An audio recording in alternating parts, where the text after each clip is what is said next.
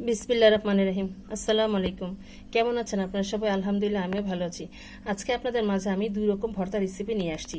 তো এখানে আমি দুই রকম ভর্তাগুলো যেগুলো করব সেটা হচ্ছে, এখানে আমি বনসিম বা বনশি, মৌসিম বা মৌসি, যে যেটা বলেন, এই মৌসিমের ভর্তা আজকে আপনাদেরকে করে দেখাবো। এরকম সাইজের আমি মৌসিম নিয়ে নিয়েছি। এখন ভিডিওটি লম্বা হয়ে যাবে দেখে আমি আগে থেকে কিছু সিমগুলোকে এখন সিদ্ধ করে নিয়েছি, যে এখনো গরম আছে। ভালোভাবে পানিটা শুকিয়ে নিচ্ছি। আমরা তো সবাই মোটামুটি সিম টালা বুঝি, তো আমি যেভাবে করি সেভাবে আপনাদের কাছে ভর্তাটা তৈরি করে দেখাবো। স্বাদ মতো লবণ লাগবে, আর লাগবে এখানে বেগুন আর শুটকি। আজকে বেগুন আর শুটকি একত্র করে আমি এই ভর্তাটা তৈরি করে দেখাবো। এখানে আমি দুটো চাপা শুটকি নিয়ে নিয়েছি, সাথে এরকম তেলাকুচার পাতা নিয়ে নিয়েছি টালার জন্য। 3-4টি পাতা আছে এখানে, দুটো কাঁচামরিচ, ঝাল রকম কাঁচামরিচ নিয়েছি। এখানে শুকনো মরিচও নিব অনেকগুলো, একটু ঝাল ঝাল করে ভর্তাটা বানাবো। আর এখানে পেঁয়াজগুলো ছোট সাইজে নিয়ে নিয়েছি, বেশি পরিমাণে পেঁয়াজ লাগবে। এখানে আমি একটা বেগুন পুড়ে তারপর এটাকে পরিষ্কার করে নিয়েছি, যেরকম একটা বেগুন আমি নিয়ে নিয়েছি। আপনারা চাইলে গোল বেগুনটাও নিতে পারেন। তাহলে চলুন আপনাদেরকে ভর্তাটা তৈরি করে দেখাই। এখন আমি চুলার কাছে চলে আসছি। আমি কড়াইটা বসিয়ে দিয়েছি, সামান্য একটু তেল দিয়ে নিব। প্রথমে আমি মরিচগুলোকে হালকা একটু টেলে নিব।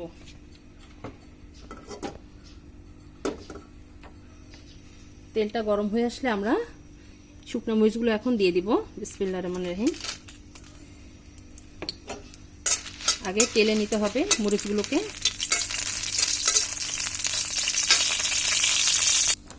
আমাদের মরিচগুলো টালা হয়ে গিয়েছে, এখন এগুলোকে নামিয়ে দিব।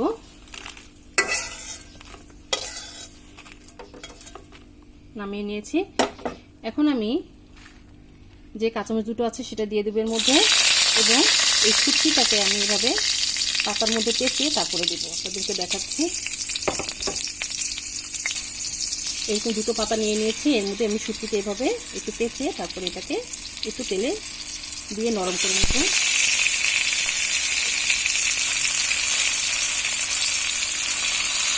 দিয়ে দিলাম। এটাকে একটু উল্টে পাল্টে তারপরে আমরা এটাকে হালকা একটু তেলের মধ্যে ভেজে নেব।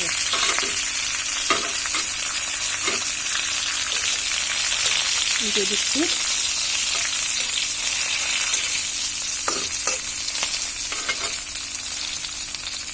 তার সাথে 3-4টি পেঁয়াজ দিয়ে দিব।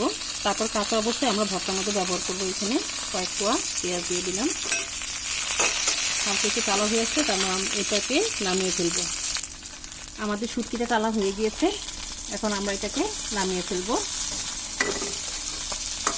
নামিয়ে ফেলুন, আপনাদেরকে ভর্তাটা তৈরি করে দেখাই। এখন আমি পাটা পুতা নিয়ে বসলাম। এখন আপনারা চাইলে হাম্বল দাস্তা তৈরি করে নিতে পারেন।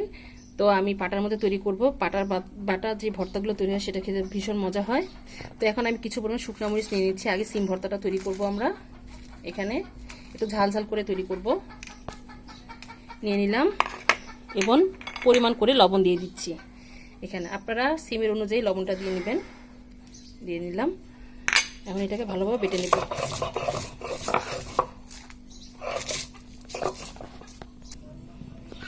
আমাদের মরিচটা বাটা হয়ে গিয়েছে। এখন আমি এর মধ্যে কিছু পরিমাণ পেঁয়াজগুলো দিয়ে নিব। পেঁয়াজগুলো দিয়ে নিচ্ছি।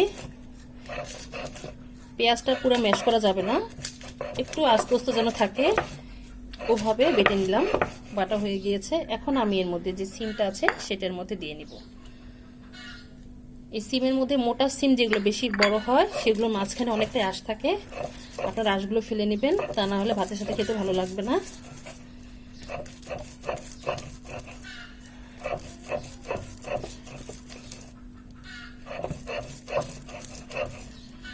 আমারটার মধ্যে আঁশ খুবই কম। আমাদের সিমটা বাটা হয়ে গিয়েছে, এই যে দেখুন। এখন এটাকে আরেকবার রিপ্লাই বাটা দিব। আমাদের আঁশ বেশি একটা হয়নি, এই যে দেখুন, খুব অল্প পরিমাণে আঁশ বের হয়েছে। এরকম আঁশগুলো আপনারা ফেলে নেবেন। আমি আরেকবার বেটে নেব। আমাদের সিমটা বাটা হয়ে গিয়েছে, এই যে দেখুন। এই যে সিমটা ঝাল ঝাল করে বেটে নিয়েছি। এখন আমরা এটাকে নামিয়ে নেব। নামিয়ে নিলাম। এখন আমরা একই পাটায়, আমরা পাটা ধুবো না, এর মধ্যে এখন যে শুটকিগুলো টেলে রেখেছি এবং তার সাথে কিছু পরিমাণ শুকনো মরিচ দিয়ে নিলাম। পেঁয়াজগুলো দিয়ে নিচ্ছি।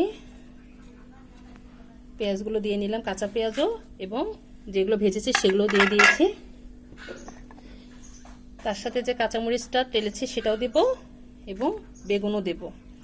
আগে মরিচগুলোকে আমি পাটায় বেটে নেব ভালোভাবে। তার সাথে পরিমাণ করে আমি লবণটা দিয়ে নিব, এই যে লবণ। এখন আমরা এটাকে ভালোভাবে বেটে নেব।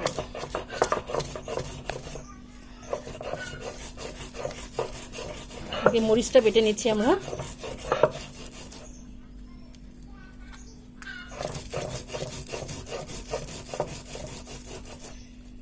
এখন শুটকিটা বাটা দিব আমরা।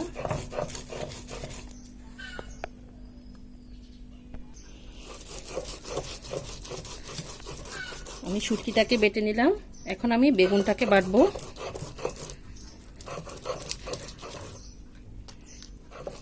বেগুনটাকে বেটে নিচ্ছি। এখন লাস্টে আমি যে পেঁয়াজগুলো আছে সেগুলো আমি আদা বাটা করে নেব। একবারে বাটা যাবে না, মিহিন হয়ে গেলে খেতে ভালো লাগবে না। ঠিক এই যে এই পর্যায়ে আমরা ভর্তাটাকে বেটে নেব।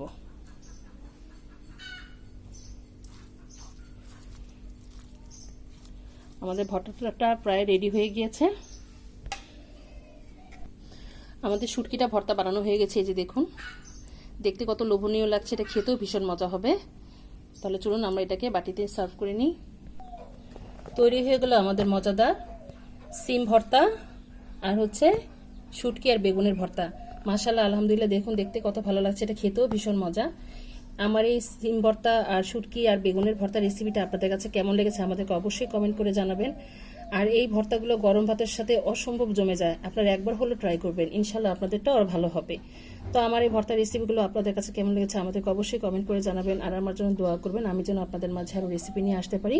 তো আজ এই পর্যন্তই। আপনারা যে যেখানে আছেন ভালো থাকেন, সুস্থ থাকেন। আল্লাহ হাফেজ।